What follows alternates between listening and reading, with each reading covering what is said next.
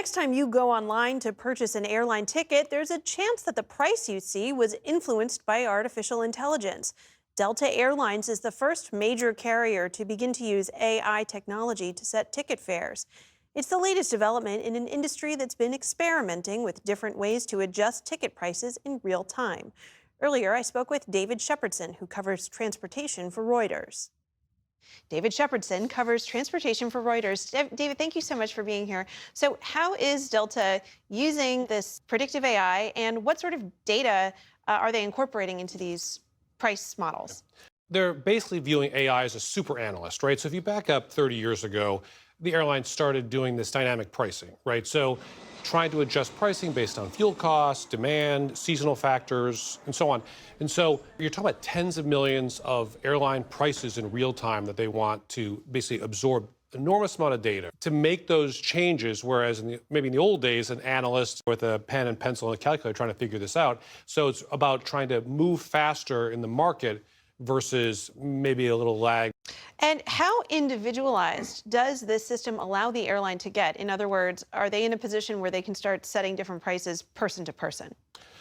So Delta says no. Delta says flatly, we do not use any sort of pricing by individuals. And one of the main arguments they make is you can go to delta.com. You don't have to log in, put your frequent flyer number in to get the price. And so you can get the same price whether you're logged in or not.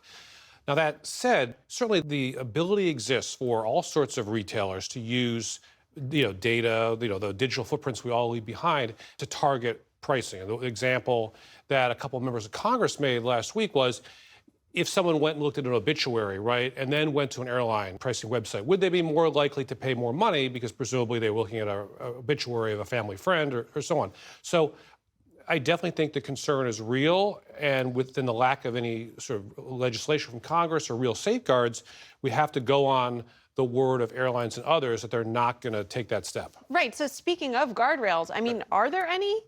There's the broad sort of FTC, no deceptive practices, right? And so now that Delta's out there saying we're not doing it, you could make the argument. But in terms of specific rules sort of across the internet, across retail, there aren't. And we certainly know there are examples in the past of other big companies using AI or trying to find ways to target specific consumers to set different prices.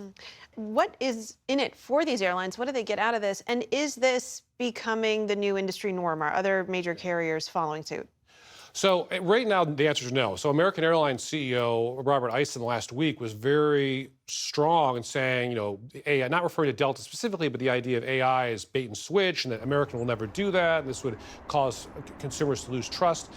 But the reality is that's certainly a possibility. Airlines are always trying to find ways to get more revenue out of consumers by requiring you to pay for your seat or for upgrades or trying to pitch you on more perks.